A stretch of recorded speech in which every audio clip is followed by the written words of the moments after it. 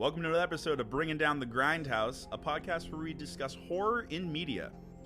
And today we're going to be talking about horror in music. How's it going, John? It's going well. I'm feeling good today. Same. Yeah, I felt good. It's the weekend.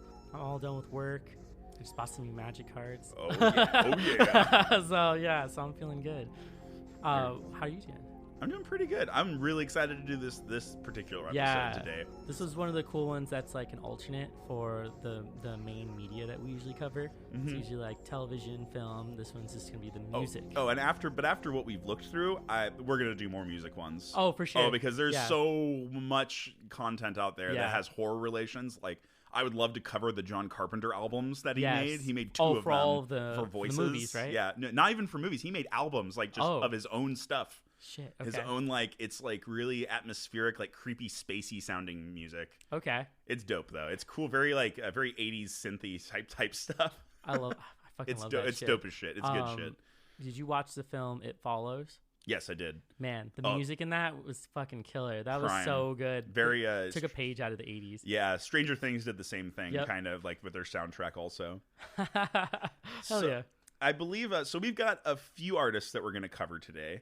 A few songs in particular. No like full albums. We're not going to do like a full album review of these things. We're mostly going to just look over the lyrics of the song, talk about sort of how it sounded, what we thought about them, and how they relate to horror as well. What makes these songs horror? Right.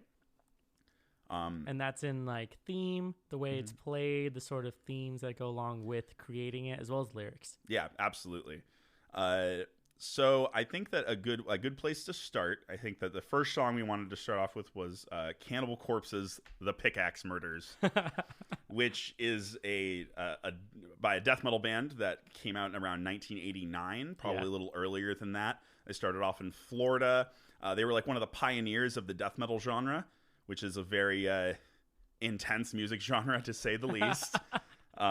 It is definitely a niche group, a niche genre for sure. I don't know. I feel like there's some people that have like started to take it as like a mainstream cool thing to like. Yeah, but they don't actually like death metal. Yeah, exactly. Yeah, exactly. And it's like, yeah, exactly. So it's like, oh yeah, I really like this, but not really. Oh, yeah, I love Anthrax. Yeah, exactly. Yeah, but you don't like. It's like that kid. I saw a kid wearing an Iron Maiden T-shirt once. Oh shit. And it was like, but it was like all bedazzled and stuff. Like its teeth were all colored, and I'm like, I don't know if this guy actually likes Iron Maiden at all. I don't think Iron Maiden would approve. I don't know if they want their stuff all glitterly, bedazzly. I think Iron Maiden's more on the lines of, if you buy our stuff, I guess that's fine. Right. They're so loaded now, it doesn't matter. Yeah, like they have a private jet, they don't care. It should also be noted that Cannibal Corpse, they're kind of like gods. They're like gods amongst like the death metal community. They're like one of the head honchos for sure. And they were like banned in a couple countries because of the content of their lyrics back in the day. Also the album covers. And the album covers also did not help them in that respect. Just gruesome scenes that they put on there. It's great seeing the memes for it where it's like the album cover and then a parental advisory thing in the corner. It's like, that's going to help a lot. Yeah, exactly.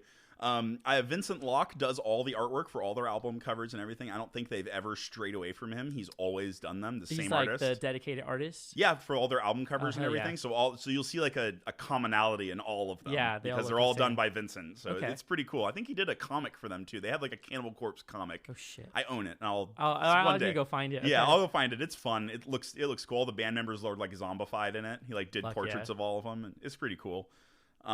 Anyway, so the song. I would like to I'm a huge metal fan. Right. So like my interpretation is going to be a little different, but I feel like you're sort of a new listener to like this genre, and it's a very different thing compared to what I think you listen to most of the time. Yeah, so I do like metal. I do like death metal. I don't listen to it as often because I got to be in a certain mood for it. Yeah. So like my standard is usually like jazz and just like cruising slow, around, smooth jazz, really like lo-fi stuff. Mostly because I work a lot in an office, so I play like you have to play something soft. You know, got to bust out the Steely Dan every now and then. Dude, I did that the other day. Yeah, it was so good. Everyone near me was like, "Fuck yeah, we're gonna listen to some Steely Dan today." So so before we get on to our love of Steely Dan, let's discuss. We can talk about that out of the podcast. That's not horror, John. So we'll get to The Pickaxe Murders by Cannibal Corpse. And what were your initial reactions? What was your initial thought? So just listening to it, as far as like how the music is, it's really fast paced. So there was like some heavy riffs going through it. They're going through the lyrics really quickly. To me, it felt like they would stop and go. Like they would say certain phrases and stop and then like shred for a little bit and then go and continue on to what they're saying. But the whole thing is kind of like it's like a story. Like he's basically like saying he's hunting down certain people and like he's like a slasher kind of. So for me, it translated into like a story that you're listening to, like a quick 2-minute story about how he's killing these people and how like he's sort of getting his vengeance on these people, and that's how it kind of played out to me. So it's interesting, although I wouldn't have known what he was saying in some parts unless I looked at the lyrics. Definitely. Yeah, no, definitely. Barnes is the vocalist. Right. Chris Barnes was the vocalist on that album, which came out in 1994. It was called The Bleeding. Shit. Was the first one, and it's like it's a really classic Corpse record though. Oh, okay, like people are like, this is like, in my opinion, and in probably a lot of other ones, The Bleeding was Cannibal Corpse's like the peak of their sound. In my opinion, it was like in my opinion, it was the best sound they ever had. Though they released good material later, it was my favorite. Like I felt like Barnes had his lows really in tune with everything. The guitar production sounded great. They had some really groovy riffs on it and stuff. But I don't want to go too deep into that analysis. But well, like the way that the lyrics were sung and how the melody sort of came like out of the song, to me it gave the feeling of like impulsiveness, like the impulsiveness of being a violent and like kind of murderous person. Yeah, definitely is what was striking me the most when listening to it. And then when I really got to look at the lyrics, I got more of an idea of what he was talking about. Oh yeah, no, definitely. And you can kind of like you can start to hear the enunciations too, and so you can kind of put, after reading it, you're like, oh yeah, that sounds like that word now. I feel like where he's going. Every time I listen to Cannibal Corpse songs, especially this one, when you mention like the stop and go that they do in it, I always get like a visual of like this like kind of like twitchy individual with like an axe with like a strain like running upstairs. I wrote that down as a note. I said twitchy. Yeah, like legit. So, yeah. No, it totally feels like I just imagine like this twitchy dude like running upstairs and just hacking people to pieces, and that's just like the whole song. And it's just like, and it creates a visual. So it's almost like, what I love about Cannibal Corpse is they're so good at creating like a horror movie, almost like a sound, like an audio horror movie for you to go through. And it creates the feeling, it creates the tension without the like little nuances that come with film. Oh yeah. They're only working with the audio with sound specifically. And so I love that they take it and they create that sort of thing. I'm guessing the whole album kind of has like a common theme, and then they're just kind of running through it. Yeah, and then there's a lot of, well, I mean, it's not just like the violence and gore, but it's more of like the sort of like theme of the murders and the slashers. And things like exactly. Some of it really, I mean, let me be completely honest, Cannibal Corpse is definitely all about the gore. They do not stray away from that. They bask in it. They bask in gore. They let it rain down upon them and then like show up covered in it, and then like they immerse themselves as fully as they can in that stuff, and it's nuts, and it produces some pretty cool art in my opinion. Was there any lyrics that stood out to you? One of the first ones that showed up to me was they chose to use the word molested. And so that to me is like a very specific word that evokes a certain emotion. In this case, it didn't strike me as something that was like, oh, this person's getting raped. It's more of like the word molested used like kind of when it first came about, and it just means like something that is not how it used to be. It's like changed in an extreme way. And so they decided to use that at the beginning of one of the songs. I don't know the exact line. It says molested something else. Molested and left, limbs split in half. I ruptured their flesh, puncture wounds to the head. Yes. Puncture wounds to the head. Well, so awesome. I have to ask though, like, why do you think they chose something like that? More of to like evoke an emotion out of it, like to get a feeling, and like shock factor. Shock factor, absolutely. A lot of like, you'll see a lot of like earlier Cannibal Corpse stuff. A lot of sexual violence going on. Yeah. A lot of the time, so like weird and like necrophilic like imagery and stuff, and a lot of their stuff like. I mean, it's in this song too. Well, if I didn't know anything about them, I would be like, well, this might be like some problematic stuff. Yeah. But knowing who they are and like seeing the interviews and things like that, they're like the nicest guys. Yeah, exactly. Like they're not like, they're totally are just dudes that like love horror movies and they just want to be shocked and like thrilled by it, and they want to do the same thing. And considering how many like I've seen more women fans of Cannibal Corpse than I've seen of like any other metal band I've ever seen. Like I've seen so many of them like in public, walking around, sporting the gear and stuff. Okay. Like, and I don't get it. Like, I don't get it. It's still it's fine. Like, I'm so glad that, you know, it's able to, like, apparently the band's following's been that inclusive enough for that sort of thing. That would be my guess. So that's pretty cool. People who like Cannibal Corpse probably are a certain type of fan, and so anyone who's interested kind of gets brought in. So it's not kind of restrictive in that way. I feel like some of their earlier stuff, because they don't really like their later songs now with like their new lineup and everything, and like the new like course of the band's going, they kind of cut out the sexual aspect a lot of the times. A lot of their lyrics nowadays still have dope as fuck riffs. They're great fucking players. They like have really tightened their songwriting a lot over the years, and I think that was sort of like a marketing decision on their part, probably. In a way, it was sort of like, we need to tone down the sexual stuff a little bit because it's kind of you know what I mean? I mean, but there is like when there is some songs that still tie on that, but it's like it's more like silly, like stuff it's like Gwar. There's kind of Gwar's a little bit more slapsticky with their gore and violence, but like Cannibal Corpse has like that song "Orgasm Through Torture" where they literally discuss a girl biting off this dude's dick and then like chewing it up and throwing it back up on him again.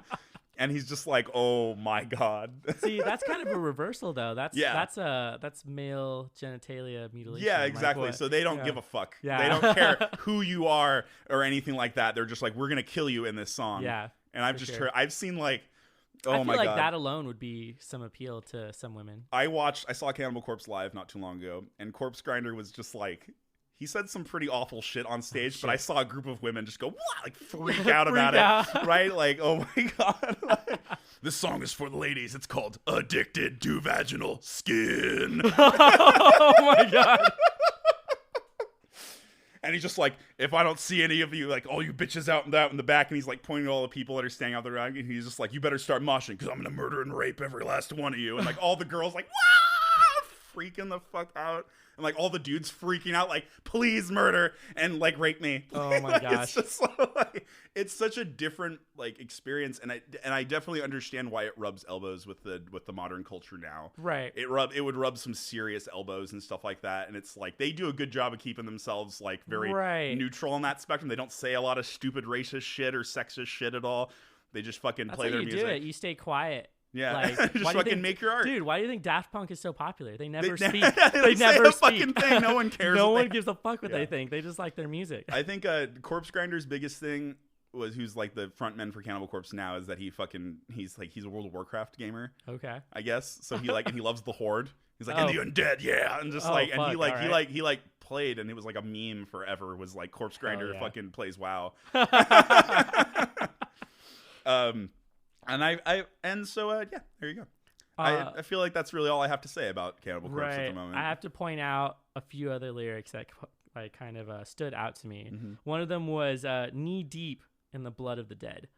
So at this point, it's like an image. It's very much like a lore image, something you would see like in a weird book or like an art book, which is just whatever murderer just knee deep in all of this stuff, and like he's just been murdering people for a long time. And so that added to like the story, where it's like, this guy's been doing this murder for a long time. He even says like, it's not over, like, I want to be back. And yeah, he's like, exactly. I'm coming back with my axe. It's like one of the main ones. And then the last one that says, rotten walking dead hunting living victims. And so it's like, it's not just him anymore. Yeah, exactly. He's like referring to anyone who he considers to be like the undead. And it could just be like a grander, like, oh, look at all of these murderous people hunting all these living people. And so it's like, it turns into like an aggressive murdering song, and then kind of like a warning at the end of it. It's like, there's not just me, like there's other people who are fucking crazy and are gonna start doing things like this. So those stood out to me, and I was like, all right. Nice. But yeah, I think that's all I got to say about that song. Yeah, so, yeah, pretty much. Yeah, I think we covered it pretty well, and a little bit about the band too. Yeah, for sure. So what was the next one? The next song that we're going to cover today, after I pull up my notes, faithful viewers, we're going to cover Alice Cooper's Roses on White Lace. Oh, man. Now, we got some shit to talk about Alice Cooper. Right. And this album in particular. So John, because I've heard this song a whole bunch of times, right, I'm going to do the same thing with Cannibal Corpse. And I'm going to talk to you and say, like, what was your experience with this song? It struck me as like a short story. So like to me, it came off as he was in love with this woman who was getting married, possibly to somebody else, and then he just went in and murdered her, and then is now having this song about how he like can't find body parts. There's blood all over the white lace of her wedding dress, and is like trying to like get through the feelings of what that's like. And so that's what sort of came out first. And then to me, it's like it's easy to sing along with, like once you figure out the riff and like or the chorus is like one of the biggest parts. Yeah, the chorus is like super easy to recognize. You can sing along with it. And then to me, it sort of like followed that like typical format of like a song. Yep. Like has like the intro, the chorus, Verse, the main chorus, verse, and then goes back to the chorus. Yep. So like it didn't really deviate from that. So you were able to like follow along. You know when he's going to switch back to these lyrics. And so I think that was sort of done on purpose because for like the general, this was like a studio album. Yeah, it was a studio album. It came out in 1987. Yeah. Well, Roses on White Lace was a song off of the album Raise Your Fist and Yell. It came out in 1987. What was that album like made for? Was it just like a standalone album? The album was actually it was following a concept that Cooper was laying down at the time period, where he was doing a lot of like slasher type of like things. Okay. So he has like a few other songs. I suppose I'm not really a huge Alice Cooper guy, and I think I'm gonna have to listen to more. Yeah. But it followed him. It followed a few like that type of trend. Like it's gonna fire like the slasher stories sort of deal. Okay, so I wasn't that far off then. No. You definitely nailed it. I really like the lyrics on this one because it really plays with like the idea of like insanity. And, going after potentially like, like a bride that is not marrying you and you're upset about it sort of deal. Well, he even says in one of the lyrics that it's roses on white lace, which is really just like blood all over the lace. Blood drops look like roses on white lace. They won't wash away. Like, in my eyes, they're roses on white lace. Right. So like, even though he's just committed this really like heinous murderous crime, he's still like, but it looks so nice, and is like rubbing himself with the blood and like not freaking out about it. The music itself was a very 80s metal, like guitar riffs and stuff. It definitely has like that sort of like that poppy vibe of that time period to it. Really close, really accessible to get into, and it makes you sing along to like this really dark and like twisted. Yeah, you don't realize what the hell you're singing along with unless you look at the lyrics. And then to me, it like almost went into a different genre. It was so close to being that like 80s hair metal that like where they were singing almost a certain way. It was so close, but it was still within like its own sort of genre. Like Cooper's voice, like vocals and whatnot, they're very whispery. Yeah. I caught you in the deepest way, a crippling sound. And he's been making music for like how long now? 70s, dude. 69 was actually was one of his first albums that he was a part of. This is him doing solo stuff. Okay. So he like had his own like band, and then he did like a solo bunch of albums and stuff that he was a part of, and it kind of followed like a slasher thing that I was talking about. So he has a lot. He's like eclectic. He's been making music for a while now. So long now. He's one of the guys in Wayne's World. Okay. He's like, he shows up, they go to Alice Cooper's show and like hang out with him and stuff. And one of my close friends that has met Alice Cooper. Oh shit. Has met Alice Cooper and said that he was pretty much just like that. All right. And like he was just like he was in Wayne's World, just sits down, talks about history and like just he like seems a scholarly like he would know guy. a lot. Yeah, he's like a lot of stuff. Like a scholarly man. All right. The cool thing about Raise Your Fist and Yell, though, there's some interesting bits about Alice Cooper and whatnot. First of all, Alice Cooper has a cameo in the movie Prince of Darkness as a like murderous vagrant. Apparently, I have not actually seen that movie, which I need to watch. What a great cameo! Yeah, and he has a cameo in that. Another track off of the same album, Raise Your Fist and Yell, that we're talking about. Wait, so the one you just mentioned, the where he shows up in that film, that's from the Apocalypse trilogy? Yes, the Prince of Darkness is one of them, and it's John Carpenter's Prince of Darkness. So that's the one that he shows up in. Okay. And then another thing is the song Lock Me Up on this album, on the Raise Your Fist and Yell, has Robert Englund as a guest appearance on that one. Robert Englund. Yes, as the Freddy Krueger actor. Holy shit. Exactly. I know, crazy, super funny, right? But it totally follows that theme, though. It's sticking right with the theme. They all hang out, I'm sure, and like get together for collaborations and things like that. Absolutely. Because it's got to be a smaller community doing all of the horror stuff. Because like you only get a few people who are really good at it, and then anyone else who's good is like kind of an indie person, and then they get brought into whatever community is like popular at that time. No, it's very true. There's only like at the moment, I feel like there's only like a few people who are like the front runners of doing stuff, like making new things, which includes like Jordan Peele, and then like other people who are making films. Like, what's the one we want to see? Midsummer. Like that is like a whole different genre of horror that they're starting to make now. And so those are gonna be the people that are gonna be super old later. And then people are going to want to make cameos for them or like have them include it with like collaborations. They're going to be like, I mean, I don't think did George Romero ever have any cameos? I'm sure he had cameos. Romero? Yeah, Romero up, totally. He would show up like really, really randomly and stuff. Okay, yeah. But no one really knew what he looked like apparently, which is really weird. But I mean, he was your very typical old man. He looks like a really typical little like balding old man from what I've seen. His interviews were great though. He would explain about how he came up with the ideas and like how he basically like made a genre and like everyone was just like, you are the godfather of this genre. So that was cool. Very that's cool awesome. that they're all connected. So some of my favorite lyrics from this song or whatever are definitely come from the chorus. I love this whole like in my eyes, blood drops look like roses on white lace. They won't wash away. In my mind, they're roses on white lace. Straight from the heart, so dead upon the bed. You hurt me in the deepest way. I'm crippled inside. I took your evil skin away. It's all cut and dry. I saw your tongue and I saw you tonight and carefully took your hand. With some smears on your cheeks, I knew that you would understand. Oh my God. The whole so dead upon the bed, still searching for your head, like whole bit is so creepy and evil, and I just love it. I love how like almost blissful he is in this work that he's doing. Like retelling about how he basically murdered someone. Like one of the lyrics was like right before that when he says, I came into your room that night and made such a mess. So it's like that's like two different things. Like it can either be like a straight violence, like he killed her and just like made a mess with all the blood and body parts, or it's a sexual innuendo and ended up being like, oh, he may have like assaulted this person. So it's just like, and the only reason why I got that idea was because there's literally a line later that's like where did it go? Oh no, I didn't write it down. Anyway, there was a line that was sort of explaining like what he was doing with like after he had murdered the person and like how he's sort of like going through the chorus while being there in the scene. And then Tell's like, well, to me it just looks like roses. So it's not a big deal. Don't know why everyone's making a big deal about the roses on that lady's dress.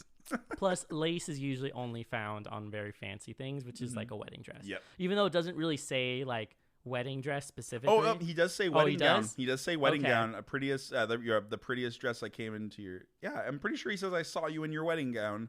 The prettiest thing, right? I think he just says like a dress or like pretty dress, but like really, what dress has that? Yeah, right. Yeah, exactly. With lace and whatnot. Yeah, so I figured that was the thing. To me, he has shown up in a few films, and like there's one. I think it was what's the movie with Johnny Depp as a vampire and like The Shadows or something. Yeah, something like that. He the Shadows no, that's something else. That's YTT or whatever. The guy who did the new Thor movie. That's What They Do in the Shadows is the movie he did. That's one you're thinking of. It was some other one. Anyway, he shows up in that because he plays at someone's party. So he does his own music in the movie and like shows up and he's like in a straitjacket. Oh my God. Wait a minute. I have to go back to Cannibal Corpse because they had a cameo in Ace Ventura: Pet Detective. What the fuck? Yes, they're playing Hammer Smash Face. When Ace Ventura goes into the club and he starts dancing around, it's Cannibal Corpse that's playing. Oh my God. And Jim Carrey asked for them to be there. Shit. Yeah. So anyway, but I just want that tangent because people need to know that. Right. Now you need to go watch it and look for them. So Alice Cooper, so you're what? Did you enjoy the song? I liked it, but it's not the favorite one on the list. Gotcha. Like I feel like it's probably just one of so many different themed items that he's created, and to me, he seems like he likes the idea of creating a concept and then making like either a song or an album about it and exploring where that takes him. And so he's probably gone through a bunch of different stories, gone down a bunch of different roads and created all of these things. And so he's just been constant. So he looks like a person who's always busy and has been making a lot of things. And it isn't just like, oh, he only released like one album and like it was the best thing he ever heard and then he never made music again. Yeah, exactly. Like he's made a lot. So you can go through. I mean, this is the same guy that was like, school's out for summer. Like that. Same that guy. I feel like we're kind of done with Alice Yeah, Cooper. I think that was we're finished. It. The next band we're moving on to is the Misfits. Nice. There's the song "Night of the Living Dead" by them. This is which era of the Misfits? Oh, this is the Danzig era of the Misfits, and it came out on their album. Give me one moment. I always forget this one in particular because I don't listen to this album that often. See, I love Danzig era Misfits, right? But I always listen to like Legacy of Brutality. And that's like the only album I listen to from them. That's it, strictly that one. So there's that whole deal. But this one came off of, what was it? They were with you, or they took you, or I think this one was off of it was like a concept album where it was like songs from hell, and it was like one of the main ones. Walk Among Us is the name of the album. Nice. And it came out in 1982. Shit. So Walk Among Us and Night of the Living Dead is John, what was your Well, first, the title is a nice reference to the movie. Yeah. So Night of the Living Dead for zombies, because it's like the most iconic zombie film. Mm-hmm. But it's like, it's very punk. You know? Super, so it's straight punk. There wasn't too much like blended in. It's almost, it felt almost like it was getting to grunge, but it wasn't like, it was before like people really got into it. And so and then it's, of course, it's iconic because of Danzig, and everyone knows him and his voice. Yep. So like listening to it, I was like, oh fuck yeah, like this is like the era of the Misfits that people love the most. Yep. And then now it's like people do like it, but they probably don't know certain albums. It's or not as, certain I mean, songs. nobody, I mean, pretty much the Misfits are just kind of like whoever's in that band right now is just kind of rolling the dough. Yeah, because they switched out so many band members. I think Doyle is the only person Yeah. that's like, who cares? Like, well, there's only like, I think he's like the only original band member, right? Yeah, I think so. Yeah, they switched out almost everybody. My familiarity with the Misfits' history is pretty bad, to be honest, because I just recently started listening to them. Should have listened to them like a long time ago, but never was into punk really that much. So I felt like the song was talking about how everyone is kind of just living in hell, and that like everyone's sort of a zombie in that sense, because it isn't a violent song. No, you listen to it, it's almost like upbeat when you're listening to it. Super upbeat, like really upbeat, like punk. It's quick. It's only like a minute and a half. Like it isn't really a long song. Nope. And then they get into like, what you might feel if you're a zombie. Like I think at one point he's like, I can't feel my arm. Like, like that's one of the lyrics that shows up there. And so to me, that's what kind of stood out. And then kind of like he's addressing a certain person, or really just the person listening, where he's like, oh, you think this isn't real? Like this is real. Like we're living in this. And that's sort of the vibe that I got off of it. Yeah. I really like the beginning. The beginning lyrics are really evocative of the idea of being a zombie and whatnot, and sort of like describing like a horde of the Walking Dead. Yeah. Just wandering around. stumble in a somnambulance. So what is that? Is that an actual word? I actually don't know what somnambulance means. You know what? Dictionary means somnambulance. Let's see. You want me to do it? I'm gonna look it up. It's like somn and then ambulance. Somnambulant. Walking or having the habit of walking while asleep. Oh shit. Resembling or having the characteristics of a sleepwalker. Sluggish. Oh shit. So it's just pretty much describing what it's like to be a zombie, and how you might just be going through your everyday life as a zombie, kind of just being asleep while you're walking. Yeah, exactly. Around. Yeah, you see, nice. That's nice. That's a nice lyric. So the lyrics are like, stumble in somnambulance, so pre-dawn corpses come to life. Armies of the dead survive, armies of the hungry ones. Yeah. And only ones, lonely ones, ripped apart like shredded wheat. Only ones, lonely ones, be a sort of human picnic. I feel like shredded wheat is such a reference to the time. Yeah, no, right? Yeah, exactly, right? Like shredded wheat was the thing to be eating in the morning at that time. They totally were just like, I had some Wheaties this morning. Yeah, fuck breakfast. Yeah. Ate some shredded wheat. Yeah. Looks like human body parts in my cereal. That's fucking great. You think you're a zombie, you think it's a scene from some monster magazine. Well, open your eyes now, too late, no fantasy, cause this ain't no lovin', this ain't no happiness, this ain't no feeling in my arm. That's it. That's the line. Yeah. So funny. Like it's like almost goofy in a way. Like they're doing it like they're almost like it's like a monster party for them. Every time. I imagine that when they would play live and people would be there, that everyone was just really happy to be there. Yeah. It wasn't super violent. Yeah. There was probably definitely people like moshing with each Yeah, other. like the moshing thing is like a metal. It's like the metal punk rock dance. Yeah. Sort of deal. That's the dance you do when you go to a show like that. And I even saw like, oh man, you'll see like mosh pits happen at the most random shows nowadays. For real. Like I went to go see Explosions in the Sky. Oh, weird. There was a fucking mosh pit for that. I don't know why. I don't know why that happened, but it happened. It's super weird. I went to see. Do you know who Chan is? Yeah. I went to see them, and people tried to start one, and everyone else was like, "Whoa, dude." Like, whoa, relax. we're trying to smoke our weed and chill. We're trying to listen to this melodic instrumental music here. All right. Yeah, could you please calm down? Take a seat. You know? That shit was hilarious. So funny. Yeah, I feel that though. But yeah, no, I really enjoy this song. I think there's some. This was like one of the ones I felt that was like the most like in your face horror theme that I could think of. Right, because it's a direct reference. Yeah, exactly. To They have songs about like killing and stuff like that, you know, sort of, but it's not like always horror themed. Right. Where this one I think is a lot closer to it. Well, even the band itself was pretty good at doing the horror theme. Like there was like pictures of them like in coffins, like doing some face paint. Their logo is like kind of eliciting that.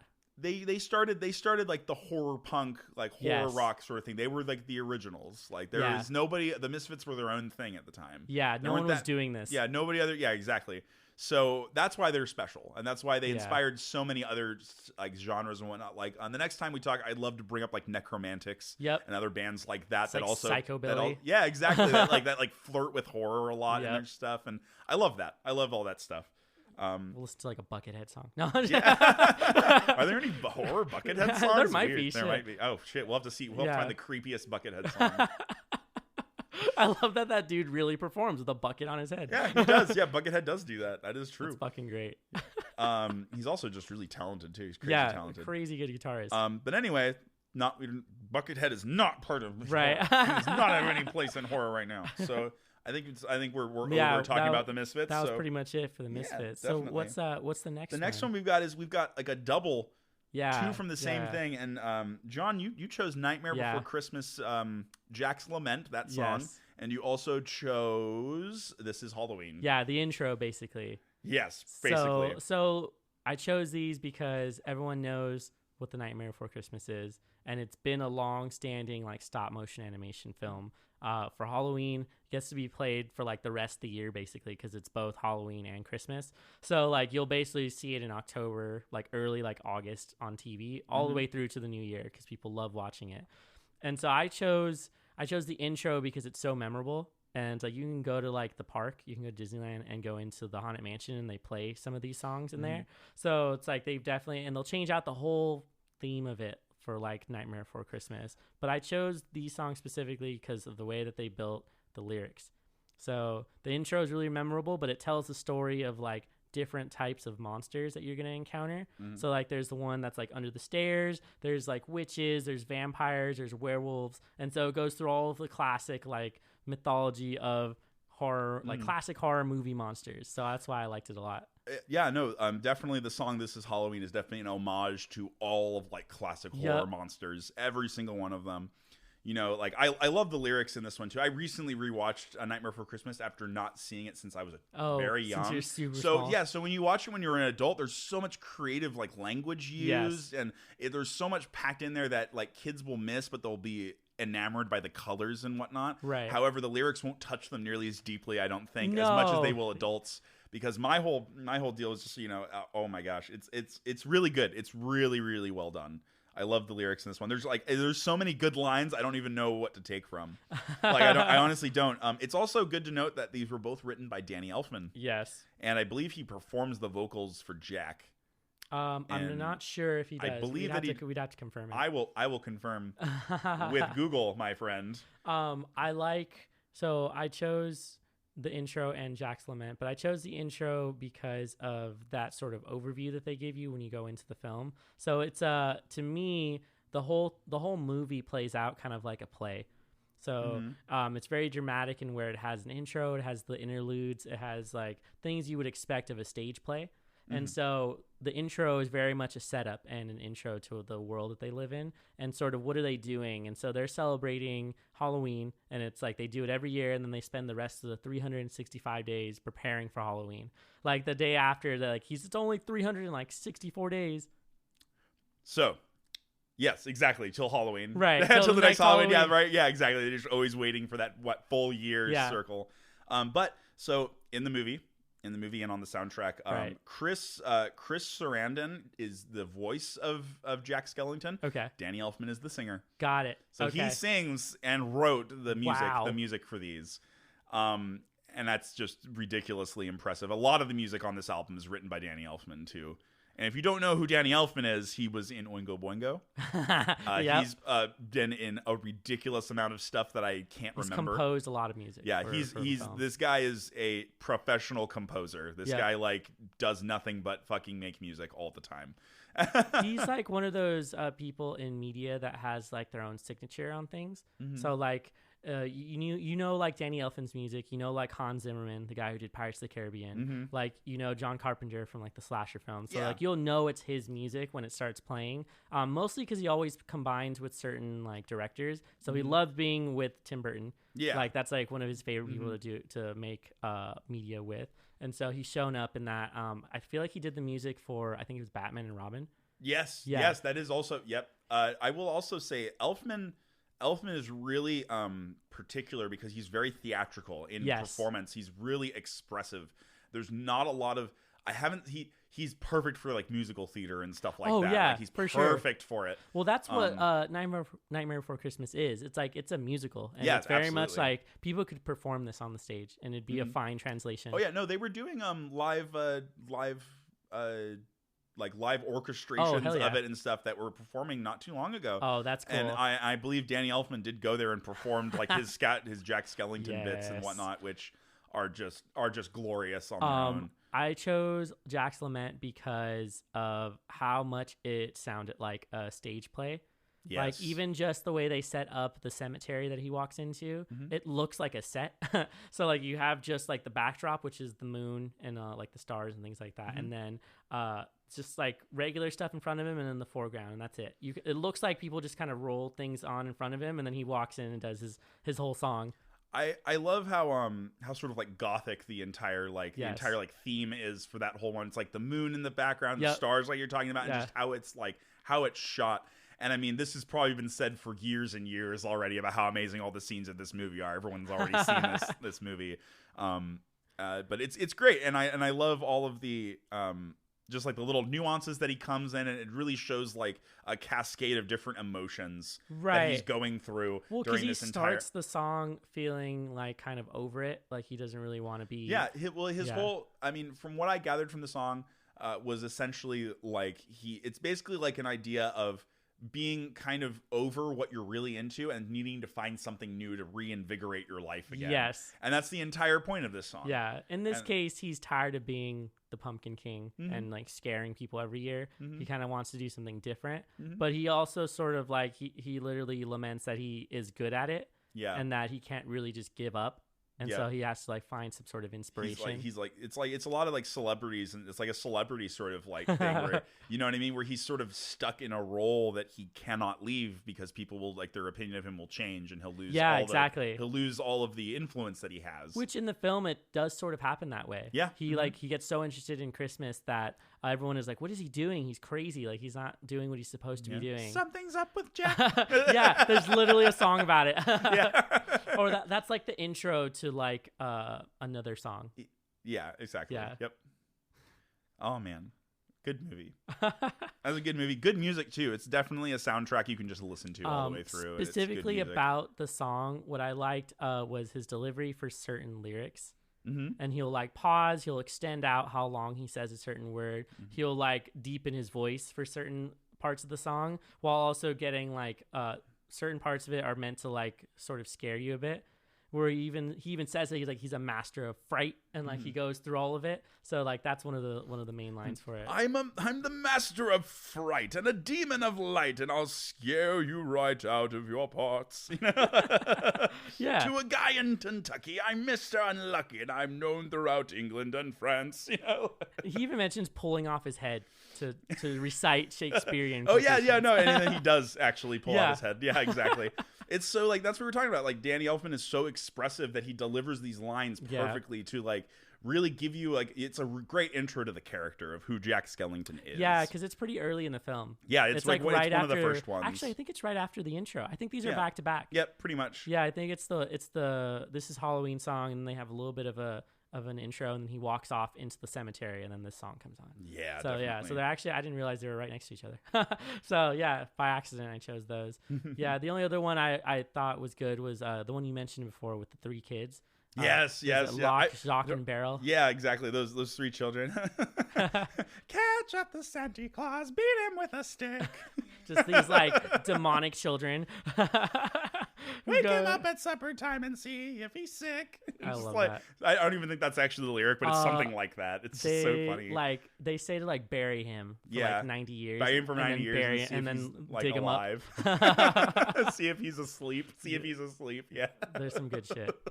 But yeah, I think that's about it for that one. That's pretty well covered, I think. I think we did that one justice. What is the final song? The final song that we picked is from, oh man, I'm a huge black metal fan, John. I love that genre pretty heavily.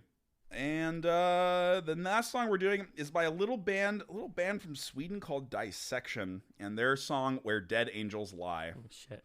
And I'm sure we've got a lot to talk about with this one. Yes. It's a long fucking song. That's why we chose it last. And definitely. And so, John, I've listened to this song so many times because I love the ever-loving shit out of it. But what was your experience like with this song? How did you listen to it? So I think you caught me at a good moment, especially with the kind of lyrics that are in it, because like you just got me into like dungeon synth. Yeah. It's like, yeah. So very much a story. To me, it read like a lore piece, and you kind of get this grand metaphor for what it's like for something really pure like an angel to get corrupted or get tempted into corruption by something that they want or like want to experience. And so it basically tells a story about how an angel slowly becomes evil, and then what are like the results of that. It's a long song. It's like 5 minutes. Oh yeah, no, it's a good length. I think it's like almost ebbing on 6. Yeah, maybe a little bit more than that. I would really like to read the lyrics to this one because you should read the whole thing. Yeah, I will definitely go through the entire thing. So, in the dawn an angel was dancing, surrounded by an aura of light, but in the shadows something was watching and with patience awaiting the night. Mournful night, attractive night, your dark beauty obsesses me. An angel bewitched by the shadows, seduced by the whispering lies. A spell was cast and the sky turned red. The angel's heart froze to ice. That blackness that falls is coming to stay. Under the snow lies angel so cold. Dusk has passed and a cold morning breeze is sweeping all over the plain. On the ground lies an angel with skin so pale, on her face an image of pain. Snow is now falling to the frozen ground. The angel is covered by white. Frost is spreading across the plain to welcome the eternal night. The dress is white with crystals of ice and frozen roses so red. Roses of blood from an innocent soul. On the plain lies an angel dead. A spell was cast and the sky turned red. The angel's heart froze to ice. In the gloomy sky, black clouds were gathering. The silence was broken by cries. A spell was cast and the sky turned red, and the angel's heart froze to ice. In the gloomy sky, the silence where dead angels lie. Yeah, so immediately hearing it and reading it, it's like apocalyptic. It's definitely meant to be like a good and evil, like what's happening, but also really nice references to literature. So the ice and the coldness is like a really good reference to like, say, like Dante's Inferno, where the lowest level where the devil is or where Satan is actually frozen over. There's no fire. Very, very Catholic of them. Very Catholic of them. Totally. So like the icy kind of like them being stuck there in that ice and like being frozen and having that like anguished pain on their face showing is also reminiscent of like Renaissance paintings where they would get like certain scenes like the Fall of Lucifer, and it was very detailed. And you'd get to see like their images on their face was the most prominent thing. So I would really like to analyze a little bit of the music of this one too. Oh yeah, the song starts off before it gets into like its tremolo-y like fastness. There's like an intro. The intro for it is a waltz. Yeah, it is a waltz. Oh, it actually so is like a waltz. the way that it's the way that it's the timing on it's a 3/4. Oh shit! To my knowledge, it is a 3/4. It is in 3/4, which is a waltz. And Whoa. so it's like literally.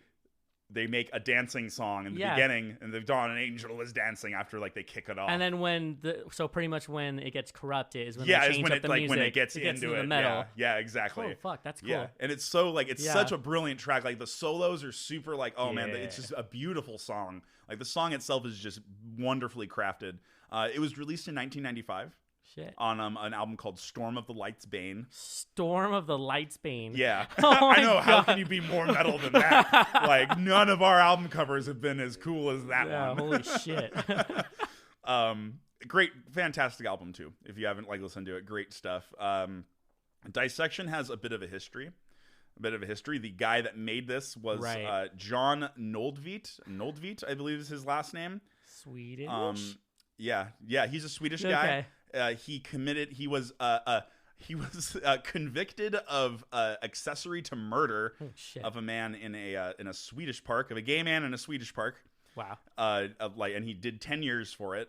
Okay. He basically, this is my recount of the story without me reading entirely too much about it. Right. Essentially what happened is he killed a guy, went to prison for 10 years, wrote his most commercially successful album there, fired everyone in the band after he got out. Fired everyone in the band that wasn't a true Satanist, and then went on tour in the name of Satan, and then offed himself after the tour was done. Just put a bullet in his head afterwards.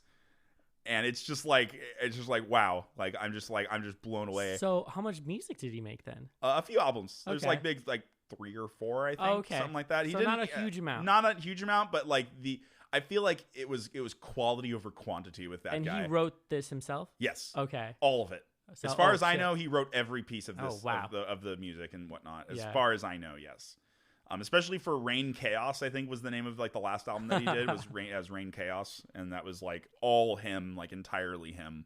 But I love Where Dead Angels Lie. It's I love the chorus in this song. The chorus is one of my favorite parts. A spell was cast and the sky turned red.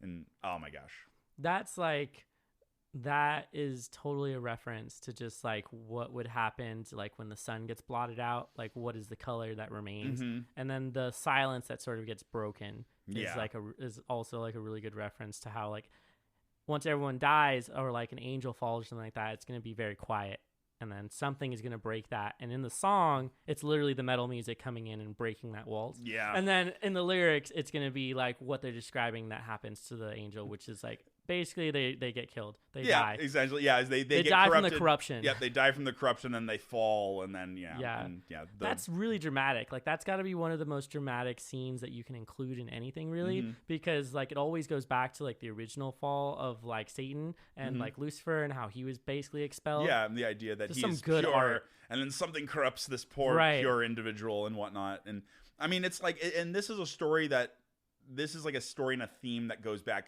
hundreds and hundreds of years. Definitely been done the corruption of the pure has been a thing forever, and where it leads to, and what comes out of that.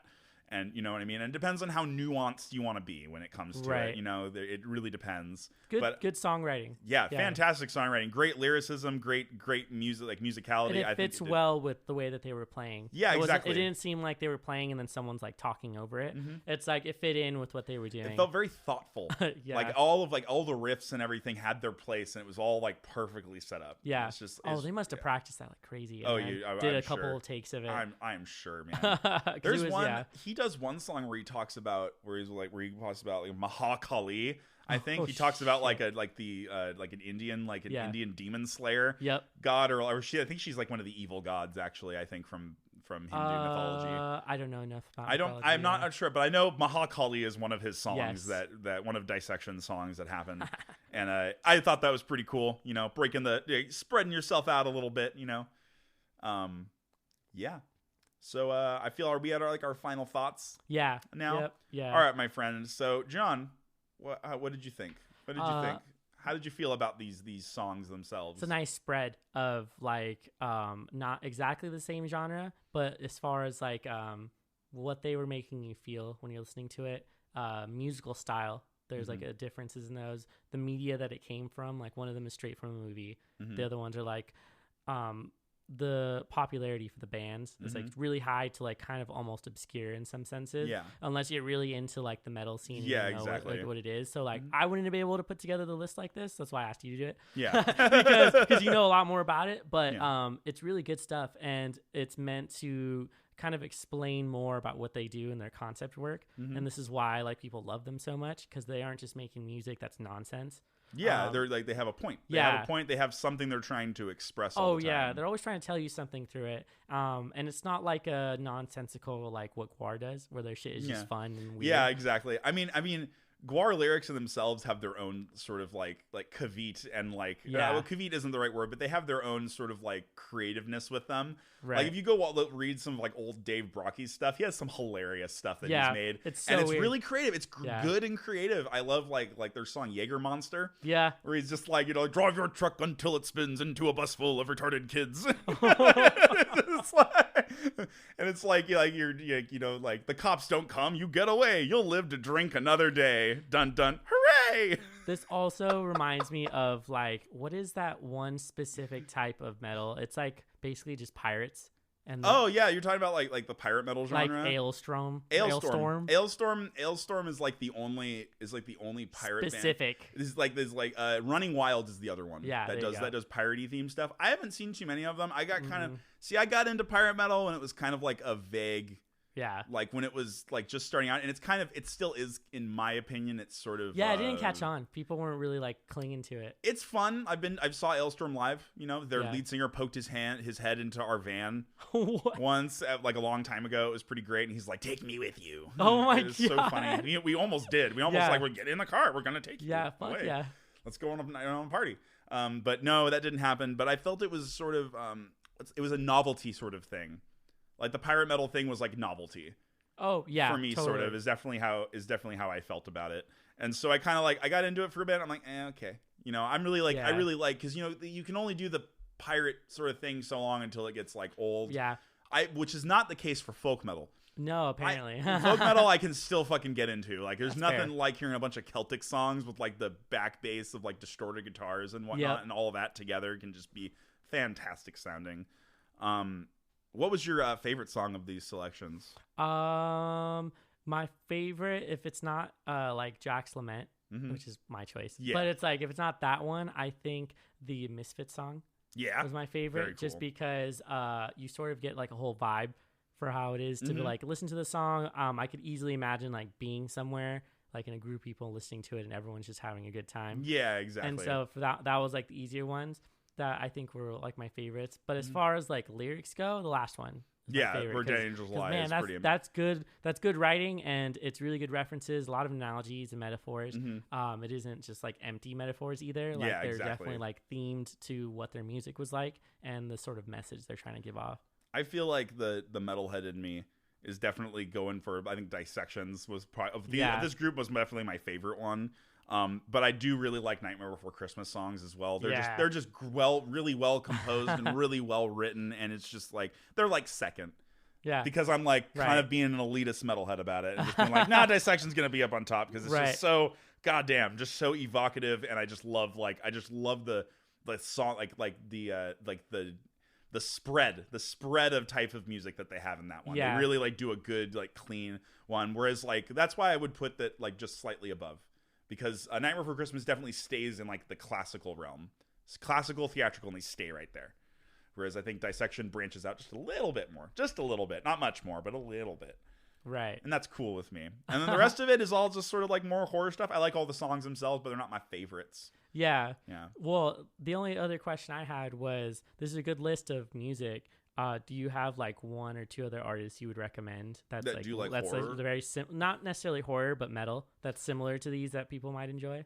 Let's see. Oh man, I would go with like Morbid Angel. Okay. Morbid Angel is like definitely one of those old school ones. They have a lot of horror stuff too, a lot of Lovecraftian stuff in their stuff. Okay. So I could pick like, Visions from the Dark Side later, which is great. Yeah. That's a fantastic song. song. We'll definitely make another episode where we explore more music. Oh yeah, I love fucking Morbid Angel. It'll be a continuous thing like what we're doing with other things. Morbid Angel's a really good one. I can't really think of too many more like 80s horror bands because Alice Cooper was kind of like, in my opinion, like the one guy that did that sort of deal. And so like if I'm talking about like more black, like death metal stuff, another like Morbid Angel. Are there any like new bands that like you've discovered? Dude, I'm so stuck in the past. Like I don't even like. I mean, newer metal bands these days like are very much like, in my opinion, they're like either rehashing what's already been done. Oh, gotcha. So like there's the band called Gruesome that came out, but they're just being deaf. They're just playing music that's like death. And like I could just go listen to death. You know, like I'll just go listen to death if I want to listen to death, not you know what I mean? And that's kind of my thing. But Gruesome is sort of like, you know, they've got the little horror thing going on it too. Death had that. Also, a lot of the death metal bands, like when they started, were definitely like doing like the horror sort of theme. You know, like as far as like black metal bands go, though, if you want something more melodic than this, like, or something less melodic than Word Angel Light, Magua is super fucking cool. How do you spell that? MG with it's like a hyphenated L. It's Polish for fog. Oh, Magua. okay, It's how you pronounce it, Magua, like that, but it's MGLA is how you would spell it. Oh, wow. They had a fantastic album that came out in 2015 called Exercises in Futility that I will recommend to everybody until I die. Because it's just if nihilism could be in an album, that is it. That is it. That's fair. And I feel like because black metal bands have a thing where they're not always really melodic, they're really punishing lots of like distorted guitars, like a lot of like dissonant sounds and whatnot. And I feel like Magua does the dissonance really well and very artistically, to a point where you're like getting really into like this really dark atmosphere. It's also, you got to be in the mood for that though. You have to have like a soul crushing day, and you're just like, well, I'm gonna give up today. As with all of these, I feel like you definitely got to be in a mood. Some of them, you definitely got to be in a mood for that type of stuff. But those are like two bands I would suggest probably that I can think of right now. One is like came out 2015, fairly new, and still sticks to like an older style of like the black metal, kind of sticks to like the older ways, I guess you could say. And then you got Morbid Angel, that's just like one of the like the other pioneers of the genre, but lots of horror stuff in their music as well. Okay, nice. The only one I can think of was the one that Justine just showed us. Bleed the Pig. Oh, Bleed the Pigs. Dude, I went and listened to more of it. I was like, holy shit, they're fucking really cool, good. Dude. Really I good. love them, yeah. Really good. No, dude. Fronted by a woman, and she just does some crazy vocals in most of those songs. They're really like, they really follow that like grindcore punk thing. For sure. Which I really like, and they really, I love those bands because they'll blast the shit out of your face with like the drums and guitars, and then they'll fucking get this like dope fucking like super fire groove going, and then they'll like blast your face off again. And it's so fucking dope, and it's so good. You just know they have control of the energy, and I love that. Yeah. I love it. I get kind of over some. I've listened to a lot of metal bands, and I don't really like the ones that don't seem to have control of the energy. Yeah. You know what I mean? Like, I feel like all the bands I picked were all like, they had control of it. Even Cannibal Corpse, that is like balls to the wall and nuts. You can tell they have control of that shit. They're pacing through the whole thing. They're really controlled. They have control of it, even though it's chaotic and nuts the whole time, just insanity. And well, I'm a huge fan of when things sort of like all the instruments drop away and they focus in on like one thing. Oh yeah. Which they do pretty often. Like they'll stop and like let the guitarist just fucking shred for like however long, or they'll let the drummer just go crazy, and then they'll keep doing that until like everyone kind of gets their time. The kids love the stops. When the whole band just stops and then they all just come into it again. It's totally like everyone loves it. It's like the bass drop. It's the same type of feeling. Yes, it's exactly. like waiting for that you're waiting for the anticipation, then release. It's also when people are able to like join in on the headbanging and everyone does it together. So it's like very much an inclusive thing that they do on purpose. I want to drop one more recommendation. Yeah. Opeth. Yeah. Opeth's Ghost Reveries. That entire album is all about possession and like rituals. We will have to do Ghost to Perdition and analyze, because that's a 9-minute song. Holy shit. And that's all horror and like about like it's fucking fantastic. It's so fucking good. Shit, I don't remember which band it was, but I just discovered the other day that someone made like a 16-minute song. There's longer than that. That took up like a whole side of a vinyl. I was like, oh my God. Can you imagine buying a vinyl and it's like, what's on the other side? This one song. I think Joe Satriani has a song called Satch Boogie. Nice. And it's an instrumental, like guitar instrumental track. It's like 20 minutes long. Fuck. I think. Beardfish Beardfish. Beardfish, that band did like I think I'm correct on this, and now don't viewers don't quote me on this, but I believe Beardfish did like a 40-minute track. Oh, what? Like I've listened to a really underground black metal band called Verd. Yeah. And they did their entire album was one song. It's 55 minutes. Yeah, and that's a weird story too. Yeah. It's just a long story about this guy walking in rain and a bunch of other things. It's like trees and shit black metal. What the hell? It's the black metal where they talk about nature. Right. Take some mushrooms, go listen. Yeah, exactly. Jesus. Hell yeah. Okay. Well, I mean, I think that's pretty much it. Mm-hmm. Anything else? Any other final thoughts? Nothing for me. Nothing really. No, I'm just excited to do the next music episode. So this is we're starting to get into like things that we're gonna revisit. Yeah. So we're gonna revisit certain TV shows. Definitely Tales of the Crypt because there's so much. What have we got going on next week? So next week we are actually going to see a movie that is premiering. So we're gonna go see Midsommar. Oh shit! Which is an indie film. It is the second film from the person who made I'll have to look up exactly which film they made, but it's their second film that they're making, so people are excited for it. The preview for it looks like a cult. So essentially they get into this area where it's like a cult following. They start getting drawn in. They realize that their friend might be in this cult. Ooh. And then they have to pretty much escape. But it's also like the area that they're in, the time is different. So they're like, what time is it? And it's like 9 p.m., but the sun's out. You know, what's really funny is I'm going to bring up something that, because Midsommar is directed by the same person that did Hereditary. That's it. That's why. It's the same one. Yeah. So both of these movies have had ugly people on like the front of their record. So it was an ugly child, and now it's just this ugly lady with like her like face is all puffy and that's stuff. fair. And so I just think that's funny. So now I'm just like, are ugly people evil now? Is that like the whole, because they're meant to be like who is this? Right. Like, why is the person ugly? You know, like woo. They're trying to do like the grotesque look, but all they really get across is like, don't trust ugly people. Which is like, really. I don't know if I support this message. Super really weird. I don't know if I'm gonna have to condone that. But yeah, we're gonna go watch it like the night it premieres, and then we're gonna try to do an episode same night. So we have like our fresh thoughts on it. So something new. Not something that's a little bit older, so we're going to try to do that as often as possible. Yeah. We definitely want to do it when the new It movie comes out. We're going to go see that and then talk about it because that's part 2. And so it's when they're adults, shit gets serious. Yeah. Like you're going to start scaring adults. Oh, yeah. I'm excited for the new It movie. I think we were also going to be doing another episode after that. I think we're doing Us and Get Out. Yes, Us and Get Out will be the week after. Yep. Both so Jordan Peele movies, they are new genres of horror. New critics and writers, because there's not too much writing out on it just yet, but they're starting to coin the term settler horror, which is directly referring to colonization and what sort of horror stories came out of that. Damn. In this case, in Jordan Peele's case for Us and for Get Out, it's what happened with slavery. What does a like post-colonialized area look like? In this case, the United States. And so they get into those kind of themes. So really new, like the very like cutting edge of what new horror is becoming and what it's sort of transitioning into. Yeah, absolutely. So we wanted to cover those two, especially because Get Out came out and then we had to wait for Us to come out like a couple years later. And so now that both of them are out, it'd be great to combo them together and talk about it. Anything else? No, John. Yeah. Then I just want to remind everybody that we're super easy to find on all of the streaming sites. We are on iTunes. We're going to be, we're on iTunes. We're on Spotify. We are on iHeartRadio, as well as SoundCloud, which is where like the main site where we put everything. We got our own Instagram. We got Facebook. So feel free to contact us.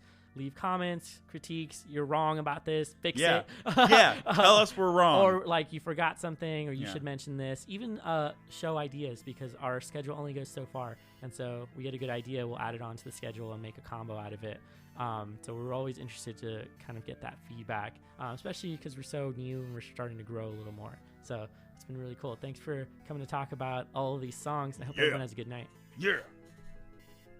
Stay spooky.